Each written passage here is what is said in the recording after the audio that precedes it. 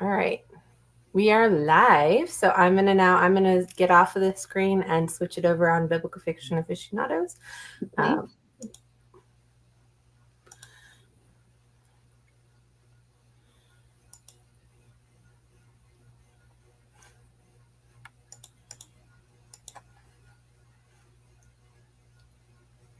I think we're supposed to be talking, Dana. Yeah. Hey, Dana, do you notice I have Petra earrings? Oh, cute. Is it a little book? It's a little book, yes. Yeah, I got the little book earrings with my first book too. Oh, nice. Yeah. Did you get it on Etsy? They did. I did see it on Etsy, but Amazon has it as well. Oh, wow. I didn't Yes. know that. Yeah, I think the gal Allegra Israel, I think was her name, and she did them, and they were really cute. She did one for my you know how you have a newsletter magnet, and mine was a novella. So she did one for that before I was published. Well, I knew I was contracted, but Rain had not come out yet, and so I was using that newsletter magnet, and I gave some of my people in the group, the launch team, I gave them some earrings. So that was nice. Yeah. That was a nice gift. Yes. I thought they were cute. So did you keep doing it for subsequent books? No. I know. Should have. Like I have this. I this started really cool to think canvas of my first, and I'm like, oh, Yeah. that'd be really cool if I got them all. But yeah, you start to think maybe I shouldn't spend so much money, Right. because I'm not making much money. yeah. All right. Welcome everybody to Biblical Fiction Aficionados. I'm Naomi. Rebecca is joining us. Hello, Rebecca. Thank you for being here. Do you have earrings too, Rebecca? Is that what you still have? She says I still wear mine. Yeah, she was on my team. Oh, she was on your team. Oh, yeah. She's an amazing launch team. If anyone needs a launch team, Rebecca is your girl. Yeah. Welcome to Biblical Fiction Aficionados Live. I'm Naomi. I'm here joined with my co-host of BFA, Dana McNeely, and we're proud to produce Lisa Dorsey of Petra, an Unbroken Legacy. We are here live. If you are just joining us, it is in the featured pins in BFA. And the comments will be open until Friday. So what we're going to be doing is we're going to have a little Q&A. We're going to have a game that will be loads of fun. And we'll have a reading from Petra and also a chance to win. So if you have not yet read this, be sure to put this on your to be read page. We're excited about this. So if you're joining us live, tell us where you're from. Be sure to put that in the comments, and we will get that on the screen. We're so glad you all are here. And we have Rebecca's here watching us live. Thanks for joining us. As always, Rebecca, you're amazing. Yes. So thankful for amazing advanced copy readers like Rebecca. Hello from Oregon. So very good. Well, we will be be sure to comment and engage during this, and that's how you will be entered into winning a paperback copy of Petra, an Unbroken Legacy. We have Odette coming from California. Hi, Odette. Thanks for coming. So make sure you're commenting on this, and then you will be entered in. We do, unfortunately, it does have to be a United States address due to shipping. We love our international readers so much, but it's just shipping is quite ridiculous. So very good. Rebecca says, hello, Odette. Thank you for all your emails. Both Odette and Rebecca were on my launch team. Oh, good. Yay. So we got some readers here. So you guys will appreciate this even more. I love it. So very good. Well, Dana, do you want to tell us about Petra? You want to read the blurb for us? Well, I do. The blurb about Petra is so exciting. I can't wait to read it. And I was just complaining that I couldn't buy this yesterday so that I could have read it ahead of time. But it's pretty exciting that it's there, available for sale today. And here's what we can learn about it. Petra, an unbroken legacy, is a gripping tale of intrigue, adventure, and romance set in a dual timeline that transports you to a realm where history and destiny collide in the heart of Petra. Follow the compelling journey of Kasim and Isa as they navigate a world of ancient secrets where faith, love, and legacy intertwine to create an epic saga with twists and turns that will keep you on the edge of your seat. Kasim, the inheritor of a profound heritage steeped in first century Christian tradition, holds the keys to ancient secrets that need protecting. Isa, a renowned archaeologist, joins Kasim on a quest to unveil centuries old mysteries. Doesn't it sound fantastic? Yeah. Yeah, it's congratulations. Today is actually the launch day. So congratulations. Yes. Lisa. Thank you. Thank you. It's been a journey, right? Yes, it has. Well, Yes, you're it here. has. Enjoy today. This is an exciting part of your journey. And it's my pleasure to introduce Dr. Lisa L Dorsey. She has extensive experience in business and ministry and is an accomplished in academia with 2 earned doctorates.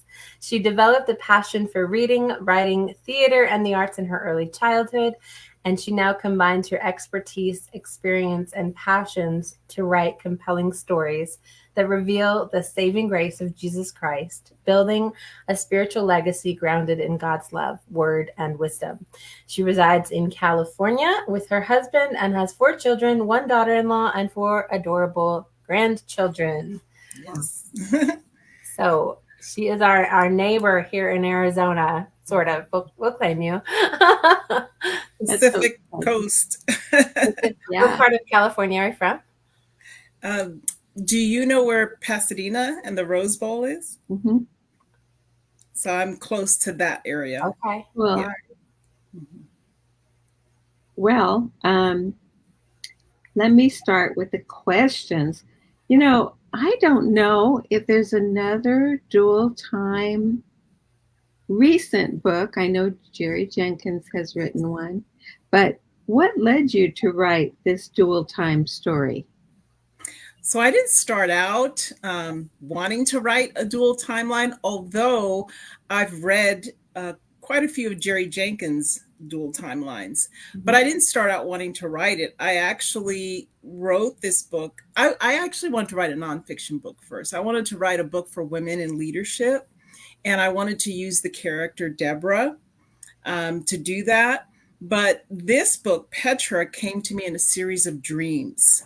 And I'm a dreamer, so I dream a whole lot. But this book, these dreams were like no dreams I've ever had. It was like I was at a movie theater and there was a cinematic screen in front of me, and this was just running on the screen. So it was over about a 2-week period of time. The first week, I mean, the scenes were very vivid. I would wake up from my dreams and I would just voraciously write down everything that I was dreaming.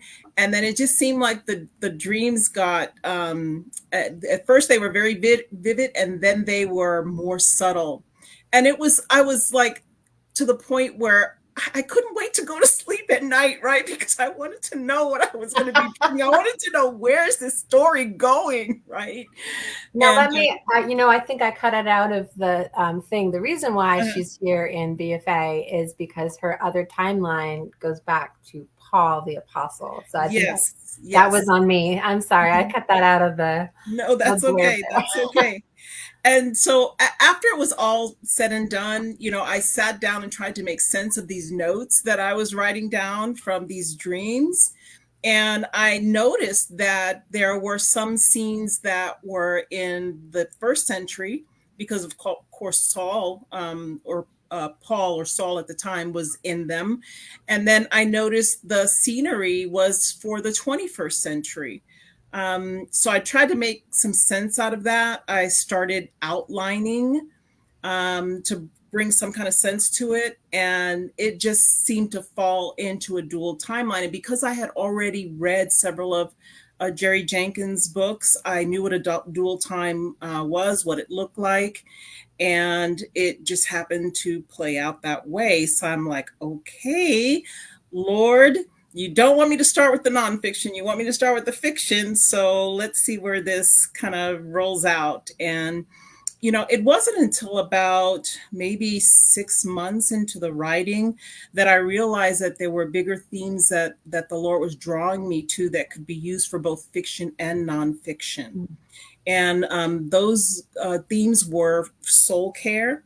And that's why I pay a lot of attention to the character development and to issues of their soul, issues of their heart, issues of their mind, and their decision making.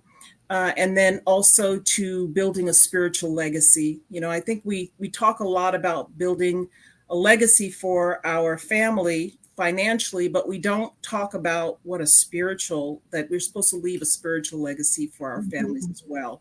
And that's a lot of what Petra is about. Building, we leave an inheritance for our children's children. Right. But it's not just a financial, it's also a spiritual heritage we're supposed to leave for them. Right. That's wonderful. I love that. We've actually just been, my husband is my pastor, and he's been talking about standing up for, like, fighting for our kids and showing them and discipling them on how to go. And just because just because your kids are grown up, maybe doesn't mean that your job as a parent is over. I love that. I love that theme so much. That's beautiful. So in the modern day timeline, you got like all the tropes here. You've got Issa and Kareem. It's a second chance romance. It's high school sweethearts. Kind of. I think they were young, but I don't know. They didn't go to high school together. They met at a camp. But later in life, we've got this thread in the contemporary story. Did it end up how you imagined it, or did it change much from that first dream and idea, but as you develop their characters? It did change. I had this outline, and the romance part was actually a part of my pantsing. I'm what they call both an outliner and a pantser. So I'll outline, but then I'll deviate from the outline, because there would be times that I'd sit at the computer and I felt like a computer chip, like just the Lord would just download stuff. And I would just write and write and write and write and write. And then there would come points in time where I'm just sitting there trying to think of something to write, trying to think of where to take the story. And then I'd have to go back to my outline, right? Right. But the way it was really organic. When I was trying to figure it out, when I was those times when I'm just staring at a blank page, I could not have taken the story where it ended up. It had to be organic for it to be real, for it to be engaging to the reader. So for me, it was more organic than anything else. I mean, I had one way of thinking about it, but it organically grew into what it eventually became. That makes a lot of sense to me when you say that, because, with all your years of study in the Bible, you've got a lot of biblical knowledge there that you bring out. And of course, that kind of fits maybe into your outline where you go, I want to bring these in. They fit with my story. And then the pantsing part, like you said, being the romance, that has to merge with the biblical and be, complementary, not fight it in any way. So I really appreciate that. Yeah, that's great. Thank you. So here's my question after the fangirl stuff. So tell us about your biblical storyline. Is it mentioned in Scripture? Now, you've already told us some about it, but is it mentioned in Scripture that Paul wrote to the church in Arabia? No, the Bible is silent on a lot of things that happened in Arabia. Mm-hmm.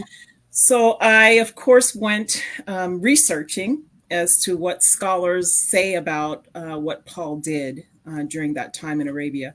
We know that after his conversion on the road to Damascus, that he had to leave Damascus. You know, Paul being Paul, he went into the synagogue and wanted to tell everybody about his conversion and about Jesus, and they ran him out.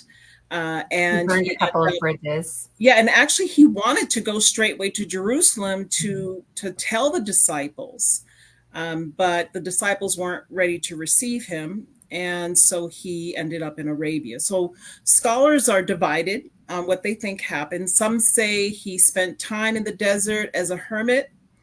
I couldn't get with that theory at all. That just is not Paul's personality, in my opinion.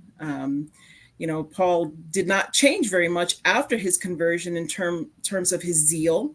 He was very zealous for what he believed prior to his conversion, and he remained zealous after, but now for Jesus. So I stick with Dr. Ben Witherington. He actually has a book out called Paul in Arabia, I believe is the name of it. And his it's a historical book with fiction. I mean, the way he does it is more academic than it is fiction, but I appreciated that book. I really loved that book because he put in a lot of the historical into the book. His chapters at the end, he had end notes, so it was like he was writing a textbook, but in a fiction form. And so I tend to agree with him that Paul found a community in Arabia and he preached Jesus, which is what he does throughout the New Testament wherever he went. And that's how I put Paul with the Kassim's family, for the Ma'an family. So yeah, what is it that Kassim and Isa are looking for in what connects the timelines? So they're looking for the letters that Paul would have written if we follow this theory that Paul, wherever he went, preached Jesus and looked for a community, as he did. We know he did with other churches that are present in Scripture. So, but assuming that he did continue in this route and found a community, he would have left a letter. He would have wrote a letter to them of instruction, of encouragement. And so in the book, he wrote letters to the Christian Arabs. And these were the same Arab group that were present on the day of Pentecost. Mm-hmm. So if we look at the people groups that were present, the Arab people group were present there. And so they take this message of Jesus Christ back to Arabia. And then now they encounter Paul, who is in Arabia. And so they're the scrolls, or the scrolls that contain those letters are lost. And because of all of the conflict going on in the 21st century in the Middle East, they need to find these letters. They need to find some connection to connect their family with the ancient families of Arabia who were Christians. And if they can find these lost letters, then they don't have to worry as much about undergoing treason, religious persecution, because we know that if these letters are found, they're now open to the world. Right. And and so their safety is all but ensured. Mm-hmm. So now it's like a historical site, if they can find them. Yes. It's a historical site, and they've got some preservation on their side. Right. Very cool. Well, as I was reading it, I had the honor of reading it early, and it really has a feel of like a treasure hunt or an epic quest, like along the lines of Dana, have you seen National Treasure? Nicolas Cage? Yeah. Yeah, it's got that type of feel where Yeah. like there's danger and there's intrigue and we've got to find this hidden ancient secret. And so how did Lisa, how did you keep the pace and the intrigue flowing in that how do you make a book like National Treasure? I guess. So you have to know a little bit about me and my quirks.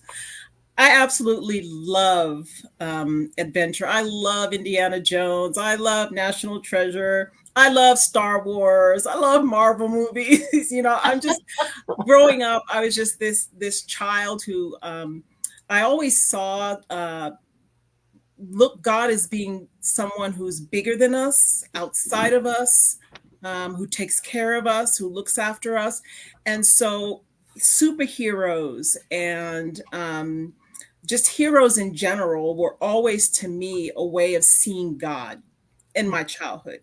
That's how I connected with God. I saw God as this person who was there for us. He's always going to rescue us. He's always going to be there for us. And so that's kind of ingrained in who I am. And these were also escapes for me too. So, during the times that I was, I started my business. I was running my business for 28 years, just in very, very, very stressful situations, especially during COVID. My out was reading. My out was reading biblical fiction. My out was looking at these movies that could take me, export me somewhere else, right? As a means of stress relief. So it's just a part of who I am. And so when it came time to write these types of scenes, it came almost natural to me. It came natural. That's exciting. Well, I think it's my turn, and I got caught up in the story.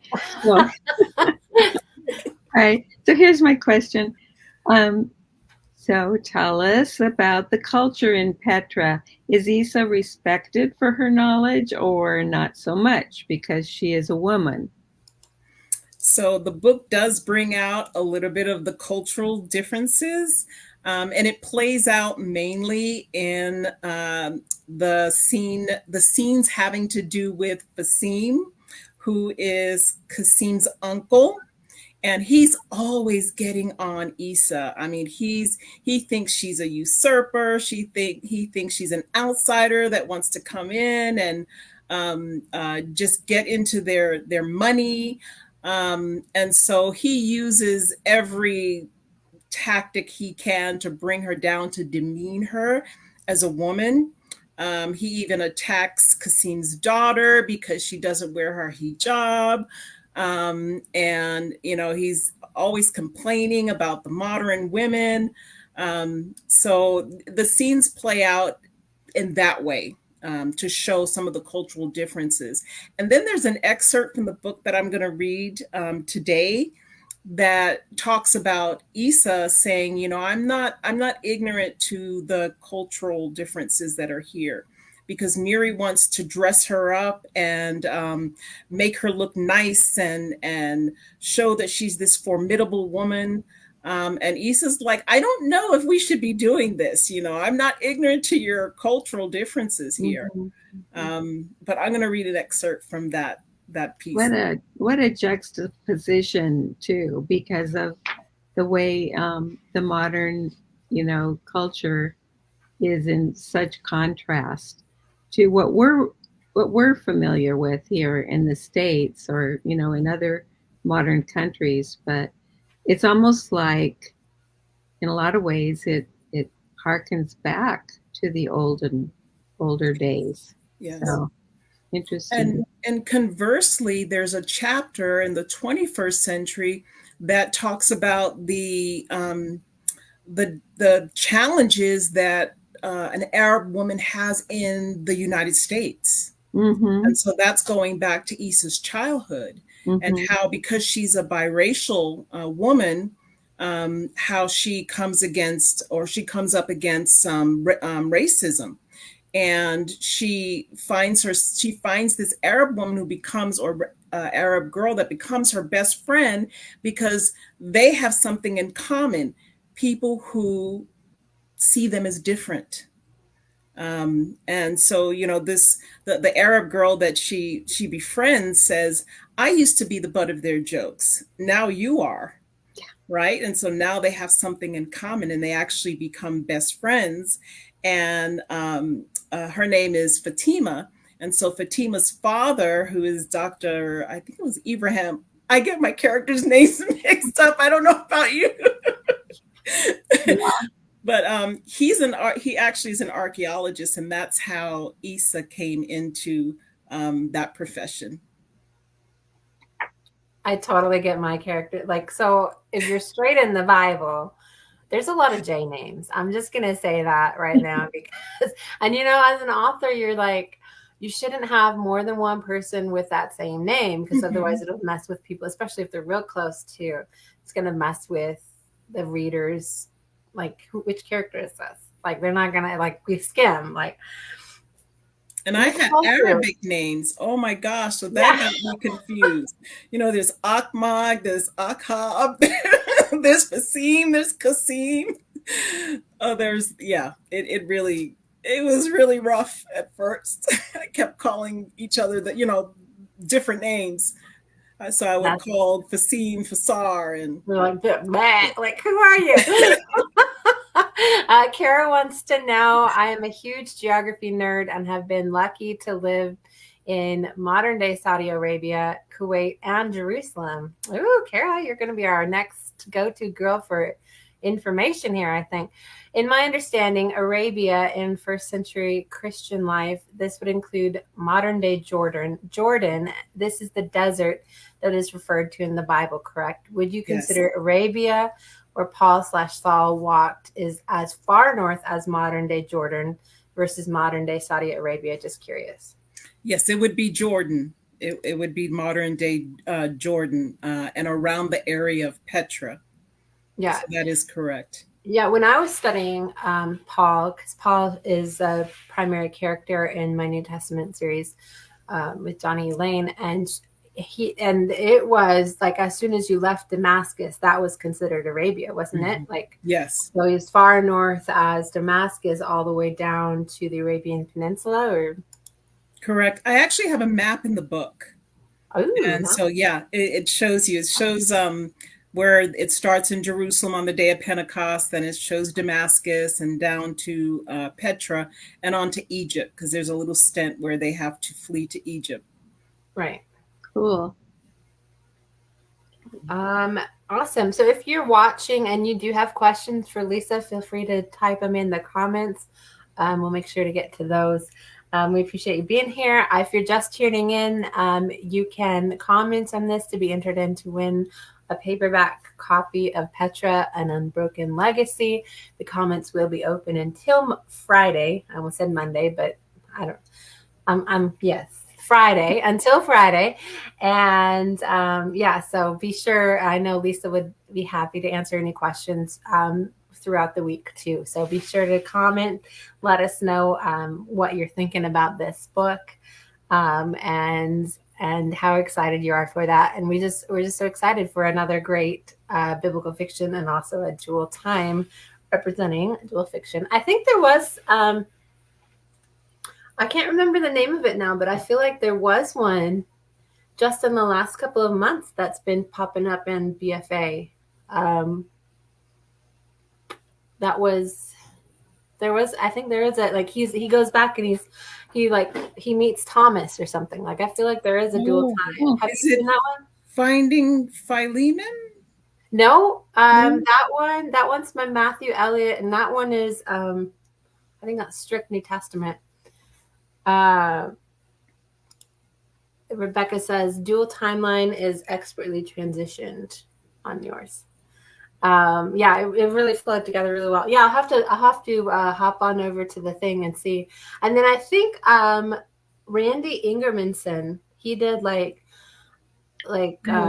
this is several years ago, but I think he did a dual timeline, didn't he? I didn't read that one either, but it was about killing the Apostle Paul or something. Or well, I don't know. He had a trilogy too on the life of Christ. So yeah, I haven't read all his books, but the only thing I know of him is actually read of his writing method, the snowflake method.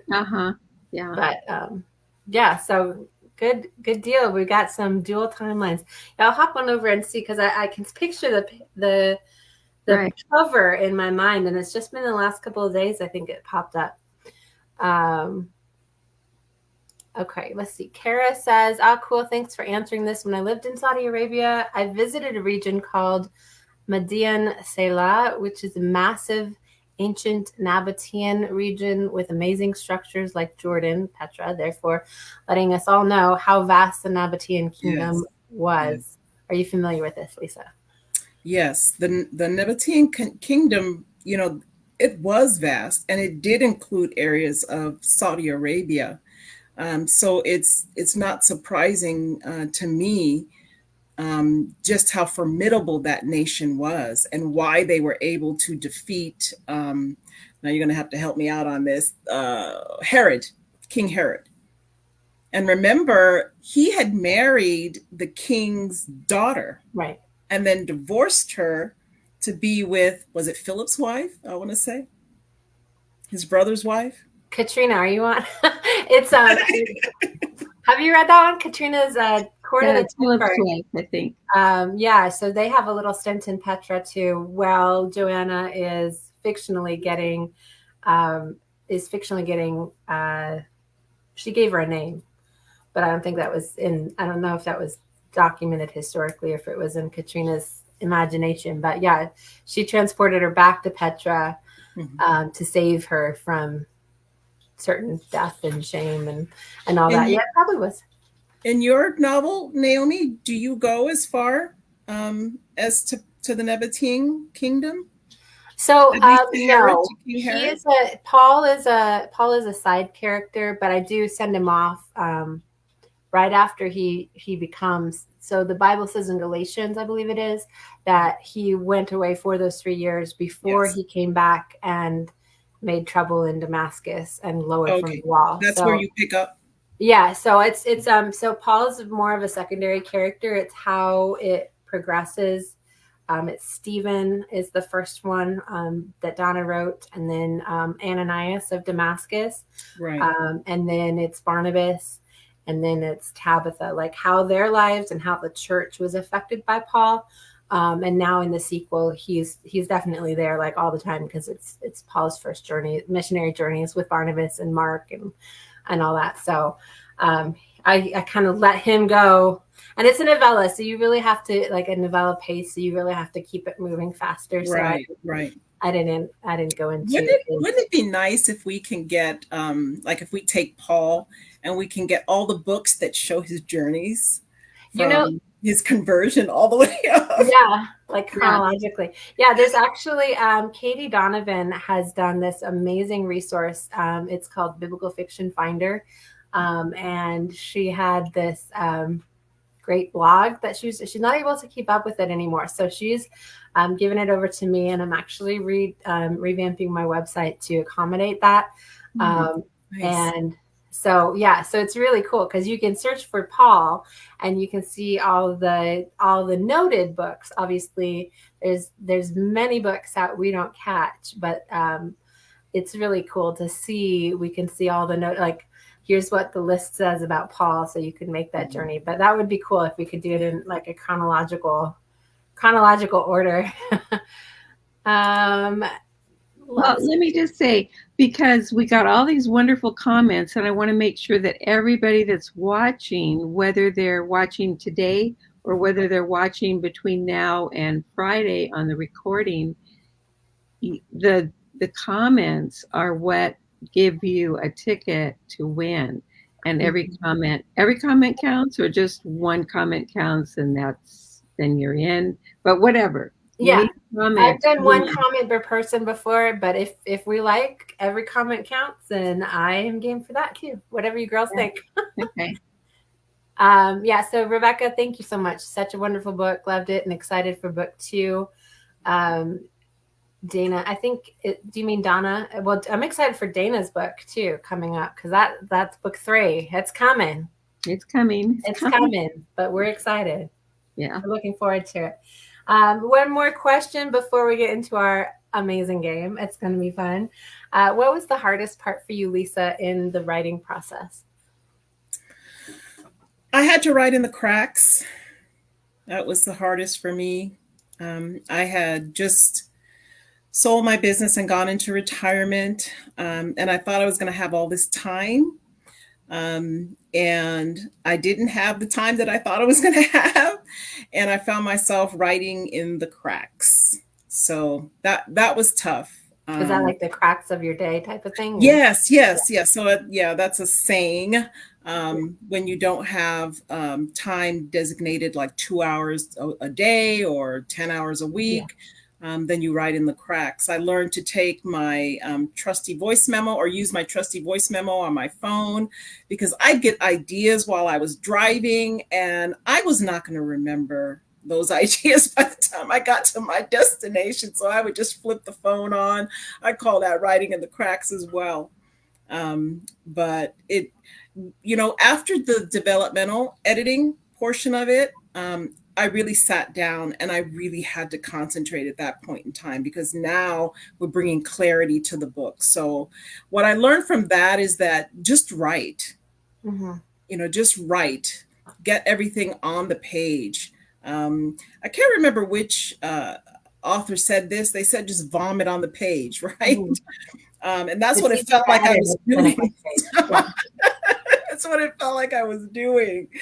But then after the developmental editing portion of it, I did become more structured, and found designated times to sit down and really start developing the story and making it work, because the dual timeline is really difficult. Making those transitions was difficult. I even had to move chapters around so that the story would make more sense.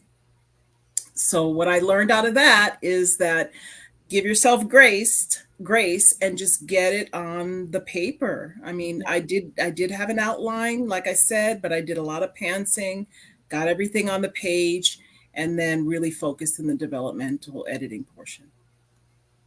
Excellent. Well, every book that's written has maybe at least, it has infinite interpretations, because there's the book that you wrote and what you took away from it. But what would you like your readers to take away from your book? I want my readers to find hope in God. Really, the saving grace of Jesus Christ, even within the church and without the church. So I hope my book reads not only people within the church, but I hope someone is curious enough to pick it up and say, what is she talking about? Where's this going? But even within Christianity or within Christendom, just the life is full of challenges. Life is hard. Life is hard.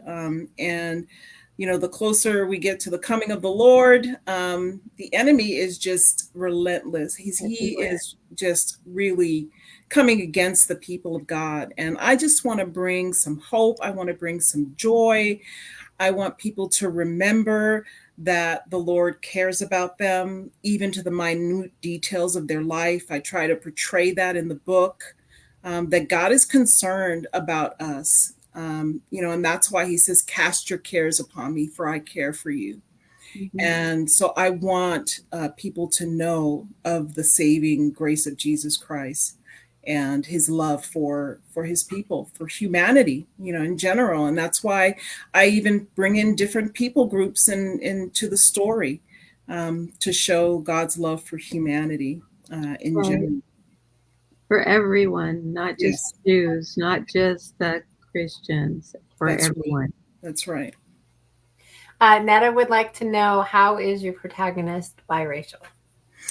My protagonist, she mirrors me in a lot of regards. So yes, she is biracial. I'm biracial, and so I'm both. My mother is of Jewish descent, and she's also African American and Caucasian. My grandmother is German Jewish, actually.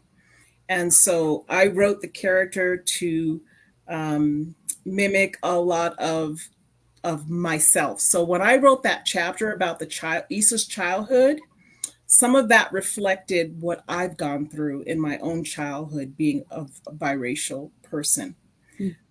So yeah, Issa represents me in some ways. And she would also like to know, how do you conduct developmental edits? You hire someone who is highly skilled in developmental editing to help you through that process, because you need another eye, you need a second eye, you need someone who is outside of your world, outside of your story, who can really give you some constructive criticism and see the big picture of your story. So I would definitely recommend hiring a skilled developmental editor. They'll see what you cannot see. Yeah, for sure. I found that post about our dual timeline. It's called The Timeless Apostle by Kin Urbanski, and it's a modern day Tommy, and he is transported back into Jesus's time, and he actually is walking around as Thomas the disciple. So that looks pretty exciting too on our dual timeline thing there. So Great. You are welcome. I guess I can't. I'm claiming Lisa's you're welcome. Some of the dual timelines are like time machines. Yeah. Like they end up back in time through time machine. So mine is not through a time machine. It's more a reflection of this family. It's this continuous legacy of this family. But I like the time machine ones too. Yeah. It's interesting to bring it back into Bible times, like to make that connection. However you jump time, whether it's just looking at history or if it's actually being there, but that's fun. I like that. All right, you girls ready for our amazing game? All right, we have decided if you're watching, be sure that you comment on these because it's going to be real good. We're going to do a joke off, a Bible joke style, and see who can laugh the least of the three of us. Each of us has curated our own set of jokes that are Bible jokes. And if there is an audible sound, and you guys can call us on this, if there's an audible sound, that counts as a laugh. And we're going to go for whoever has the least amount of points, I guess. What do you call it if they're not like good points? Like it's like golf. The lowest points wins. So I'm going to keep score of our who's laughing. So you guys be sure to follow along, and we will get going here. Wait. I want to clarify the rules because I'm a rule follower, so I need to know the rules. So when it's our turn to read our joke, it's like is it a joke? Are these jokes? These aren't jokes. These are. They might be jokes. They might be puns. They might be just Bible funnies. Okay. So when it's our turn to read it, do you guys guess the answer to my Bible funny? Well, mine's got a question and an answer. So yeah, guess the answers, and if you don't, then I say the answer, right? Yeah, I would say give us like a 2-second pause, and then like just go with it. Like sometimes that's the funniest part is the speed of it. So yeah, I would say. All right, let's go with it. Okay. Who would like to start round one? I'll start. Okay. All right. How do you make holy water? Get regular water and boil the devil out of it. I laughed at Dana. Dana got it on the. All right, that's one for each of us, Dana. All right. My turn. Okay. What did Jonah's family say when he told them about what happened before reaching Nineveh? What? Sounds fishy. That's good. Okay. I know. I'm glad we're not taking smiles and smirks as part of it. We are all making noise, so that counts. That counts. I'm out. Okay. All right, you guys ready for this one? Yeah. I'm also going to say if you laugh at your own, that also counts too. I'm just. All right, you ready? Why doesn't Jesus wear jewelry? Because he breaks every chain. Oh, nothing. They're trying. They're trying to laugh. I can see it. Okay. All right, Lisa, you're up. Okay. Who's the biggest sinner in the Bible? Moses. He broke all the commandments at once. I just heard that one recently. I'm guarded against you there. That was a good one. All right, Dana. Okay. Another Moses one. What was Moses' wife Zipporah known as when she'd throw dinner parties? The hostess with the Moses. That's good. I see Lisa like she's either got really good composure or she's about to lose it here real fast. That's funny. All right, let's who was the most business savvy woman in the Bible? Pharaoh's daughter. She went to the bank and pulled out a little profit. I think that counted. Lisa is like emotions of steel right here. I think if you know a joke, a Bible joke that will get Lisa, put it in the comments because this is now my personal mission to get Lisa. Okay, Lisa, you're up. Okay. Where's the first baseball game in the Bible? In the big inning, Eve stole first, Adam stole second, Cain struck out Abel, the giants and the angels were rained out. Good one. Good one. Okay, here's mine. What did pirates call Noah's boat? What? The Ark.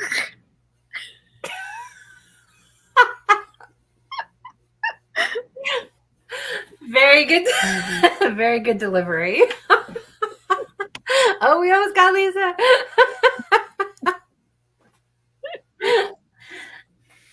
Okay, let me find a good one here. Which Bible character was the youngest to speak foul language? Job, because he cursed the day he was born. Nothing. That one's funny. I had that one on my list too. Did you? You're immune to it, huh? All right. You have another one, Lisa? Yes. How does Moses make his coffee? He brews it. Dana has to think about that one. I know, I'm slow. Brews. He brews. Oh, he brews it. He brews it. Very good. Very good. I'm really bad with jokes. I miss a whole bunch of jokes. That's funny. Okay. It's better if you explain them sometimes. So. Yeah.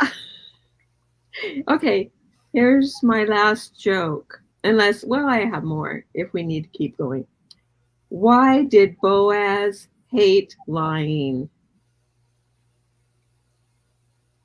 Why? Because he loved truth. Nice. Very nice. I have a Boaz one too. Do you?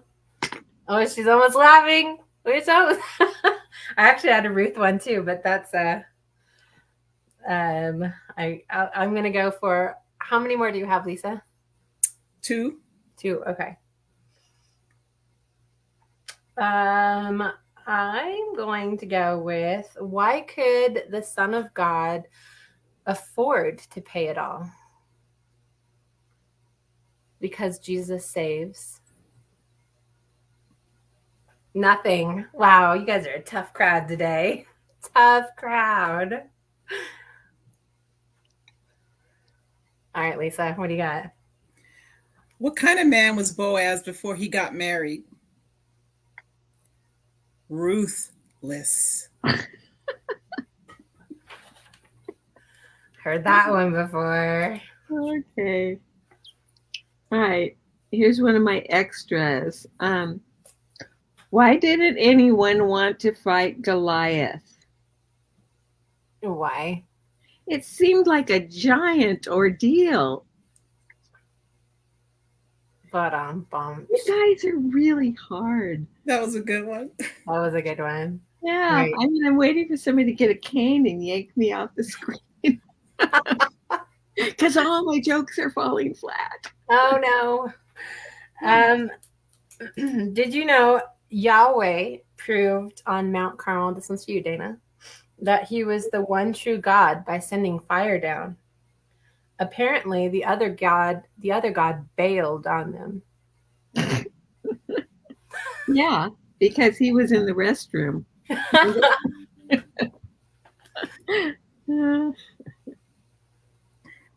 Lisa, you know, she's rocking with laughter. I know. She's just tough. She's a tough audience. Okay. All right, Lisa. My turn? Yeah. Okay. What Bible character had no parents? Joshua, son of Nun. Oh. Good one. Good one. Oh, is it my turn again? Yeah, your turn. Okay. How are toddlers and those who attempted to build a tower to heaven similar? How? They all babble. That's a good one. That's a good one. That's my last one. That's your last one? Okay. I'm outing now. Nobody laughs at my stuff.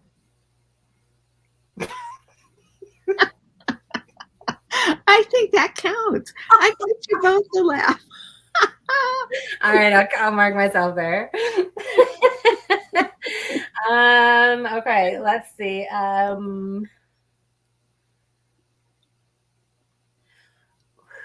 This is a writerly joke.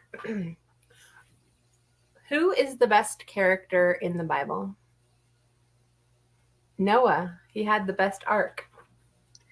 Yes, it is a writerly one. Okay. Love it. I think Lisa wins very clearly. Oh, no, she's just stuffing it in for so long. We can't even count it because I think the game was officially over. Yeah, that was fun. I like that. Good job. Good job. Oh, goodness. I love it. Good. Well, let's, Lisa, if you're ready, let's do a reading from Petra. Okay. So I'm going to take excerpts because it's a dual timeline. So I'm going to do excerpts. And I'm going to start with the prologue, which is 1st century AD. Forward, I urged, anticipation coursing through my body, as if the horizon held secrets poised to reshape our lives. Abdi, we can't be late, I said. Salim, I can only move as fast as this stubborn camel. We've been driving them hard all day.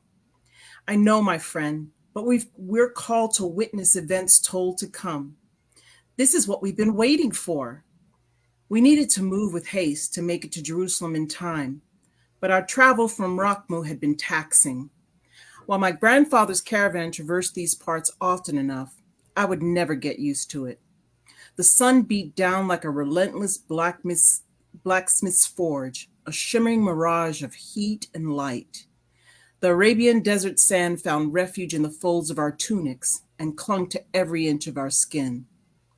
As we were climbing a dune, the caravan master yelled, "It's a haboob on the horizon." Within the hour, the fast approaching sandstorm turned the once bright sky into a dark nightmare. A chill ran down my spine. It was hard to see anything within a few feet. Abdi was close by. I could feel him fast on my heels. He groaned, "If I don't make it, please tell my family." "We will make it. We must." The day of Pentecost, Salim, the promise. Abdi and I were gathered in the square with Jews, proselytes, and God-fearers from every nation, waiting for the promise. "Salim, I've never seen so many people gathered in one place," said Abdi. "Yes, you have. Every year at the pagan festivals and the horse races." "I mean, I haven't seen so many people who believe like we do in one place. This is amazing." Abdi appeared on the verge of leaping out of his sandals. Suddenly, a perplexed expression came over his face. "There's something in the air. Can you feel it?" I held out my arms and could see the hair standing on end. As the prayers were starting, we donned our prayer shawls, when suddenly the wind lifted our himatian, thrashing the tassels to and fro. "Salim, what's happening?" A resounding sound came from the heavens and swept in like a mighty rushing wind. The wind was so strong I almost lost my footing. "Do you see what I see?" asked Abdi. Abdi's eyes were dancing with delight. He had a smile as broad as the Golden Gate in Jerusalem. Then I saw a fire, resembling a divided tongue over his head. And when I looked into his eyes, I could see the reflection of fire hovering over my head too. "Abdi, I see it, I see it." I couldn't contain the feeling bubbling up within me. It felt like a fire began in the pit of my stomach and shot up through the core of my body, resting on top of my head. We were all filled with the Holy Spirit that day, as Jesus promised. Kassim, 21st Century, The Daunting Task. Wait a minute. I just want to say that is a fantastic scene. Well done. Thank you, thank you. So Kassim, 21st Century. I finished reading the ancient scroll with its withering parchment that held the words of my ancestor Salim. My immediate family and some of our Bedouin kin were gathered around the hearth at my father's estate, as was our custom during Pentecost. Our oral traditions were passed down for the first millennium before my ancestors took pen to paper. While everyone was deep in their thoughts, I pondered my next assignment, a daunting task. It was my responsibility to find the lost scrolls that were given to my ancestors, letters written by Saul and given to the Christians in Arabia.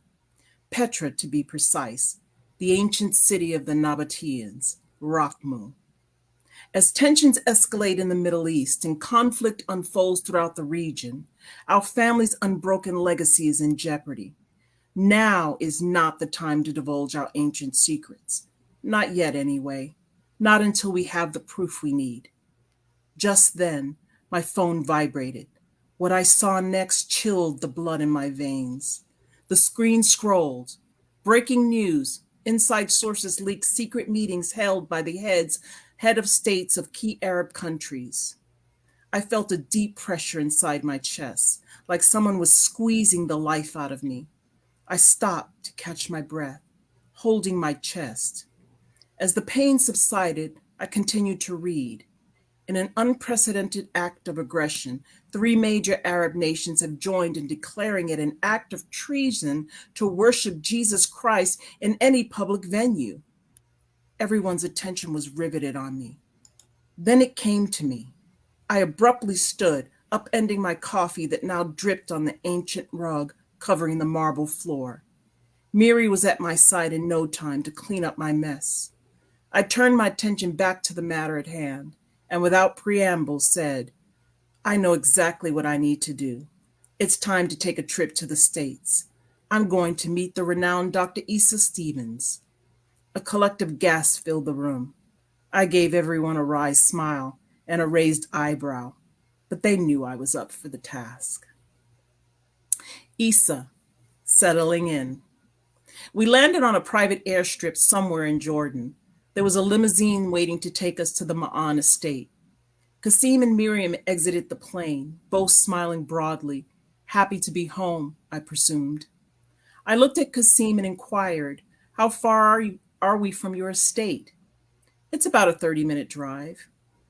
I peered out the window of the limo, and history began to unfold before my eyes as I took in the ancient landscape. Some of the views were breathtaking. The sun was rising in the east. I knew Jerusalem was nestled in that direction. The first tendrils of dawn began to weave through the tapestry of the night. "Look, Kasim, it's beautiful." Slowly, the colors in the sky began to shift, a gradient of deep purples and blues giving way to a soft blush of dawn. The world seemed to hold its breath, anticipating the grand unveiling of a new day. With each passing moment, the sun ascended, painting the skies with hues of pink, orange, and gold.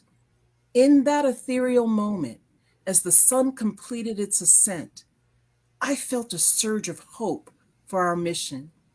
It was as if the sunrise held promises untold, whispers of a new beginning, uncharted journeys that awaited ahead.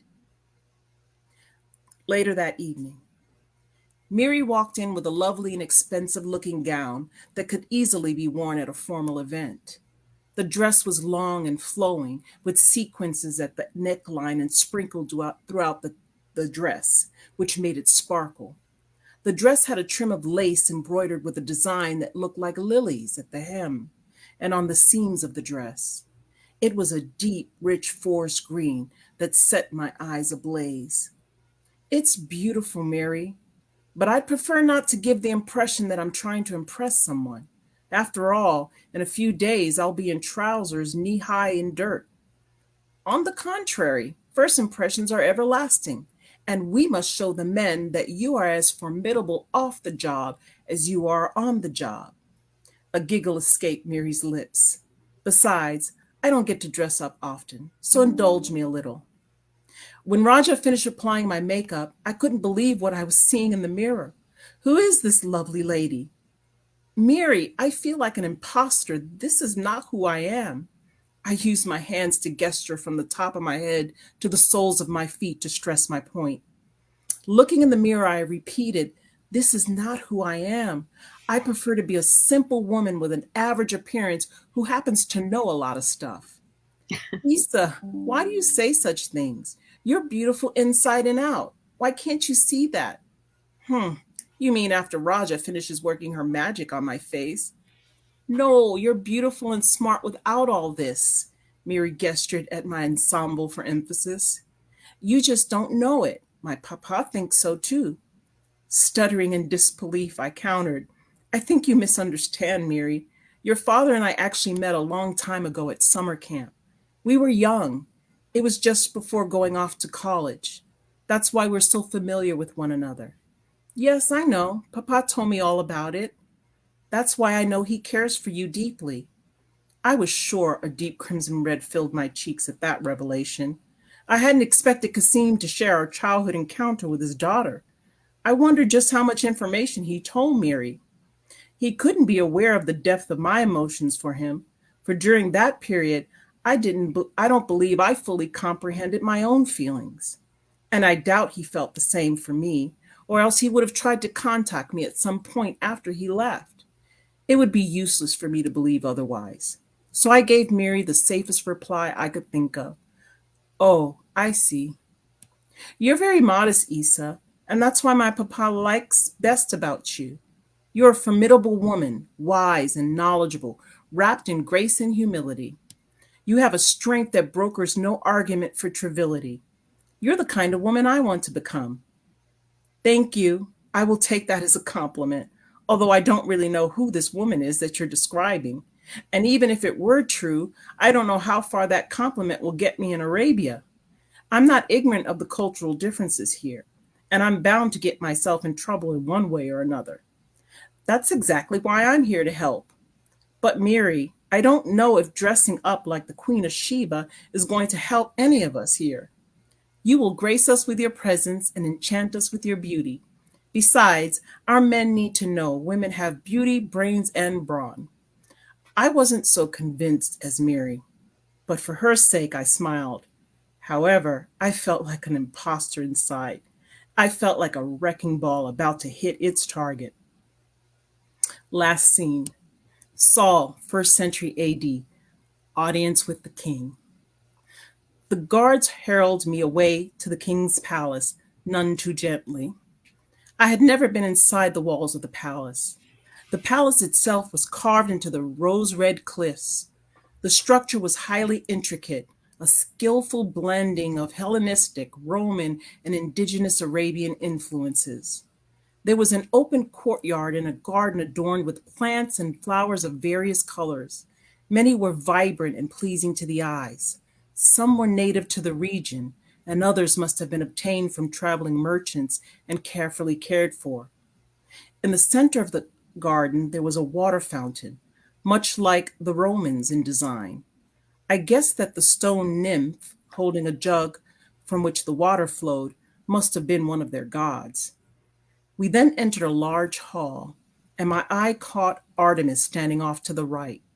Artemis approached me and spoke for my ears only. Saul, my friend, please be terse with your words and agree to go back to Damascus. Artemis, I will tell the king about Jesus in very few words. As for Damascus, the Lord revealed to me in a dream everything that is playing out before our eyes. In a deep, resounding voice that echoed off the walls, King Aretas demanded, Saul of Tarsus, what is your business in my kingdom? I looked the king eye to eye, not as a show of disrespect, but to convey with all sincerity what the Lord would have me to say. At the moment, I knew not what that was to be. Honorable King Aretas, I came here by way of Damascus to seek work as a tent maker. Why Rakhmu? I'm looking to start over. Saul of Tarsus, do not mince words with me. I know of your reputation in Jerusalem. My emissaries are placed throughout the region. Do you think to find Christians here and take them back to Jerusalem? I will not have you disrupting our economy. There is no synagogue here, and you have no authority in this region. This was the moment. I felt the Spirit of the Lord bubbling up within my belly, springing forth like living water. I replied, to the contrary, King Aretas.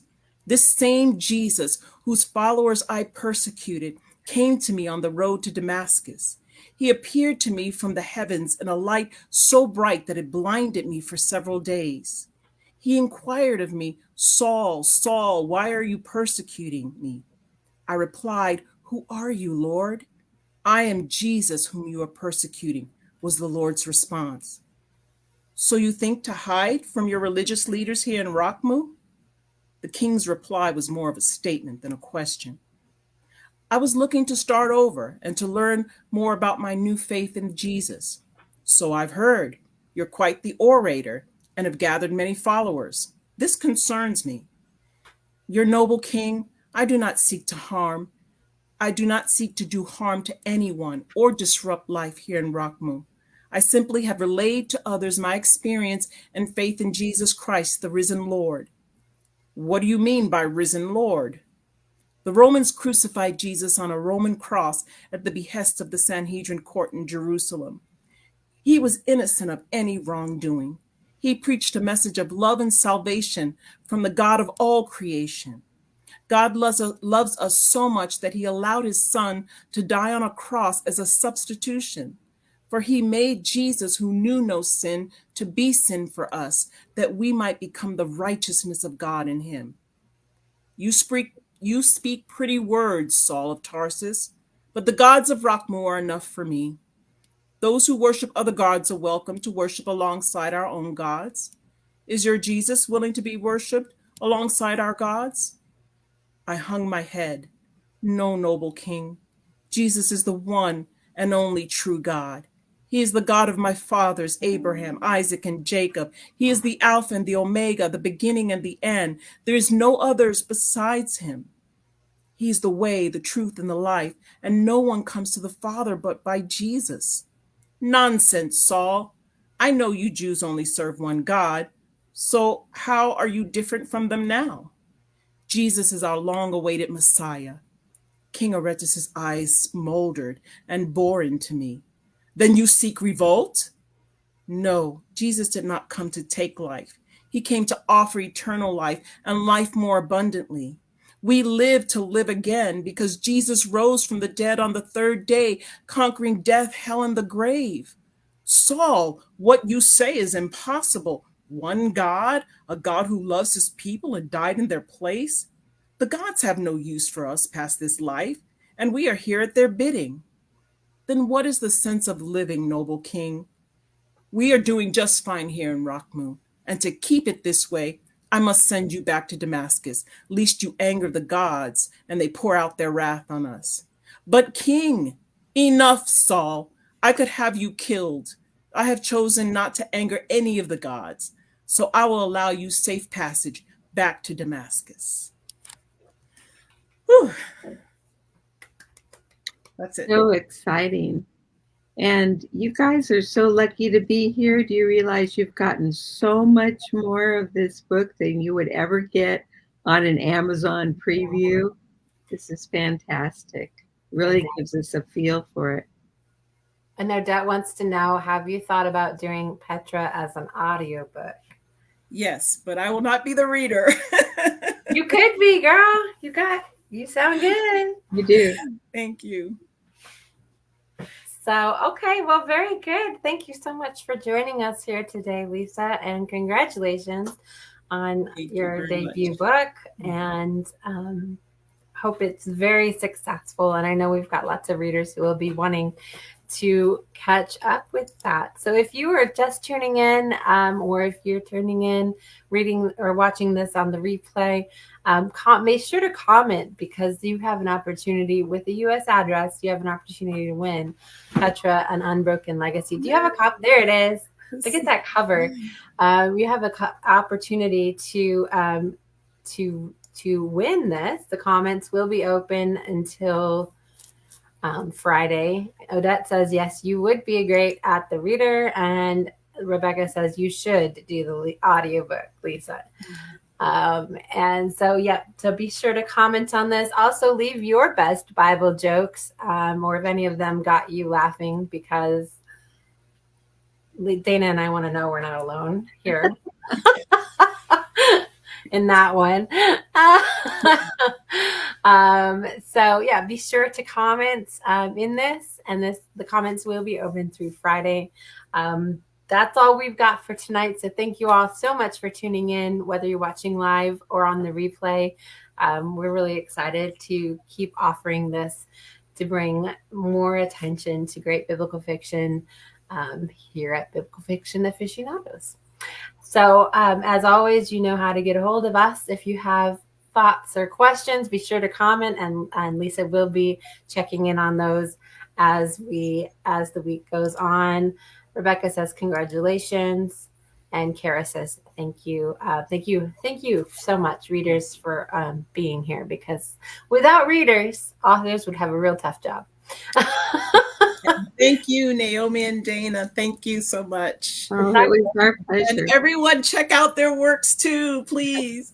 We love sharing about biblical fiction here on Biblical Fiction Aficionados. So we be sure to check in the next couple of days on your comments. And then this will be available as well on YouTube here within the next couple of days for you to watch as well. So if this does go live on YouTube before Friday, be sure to come over to BFA and comment there.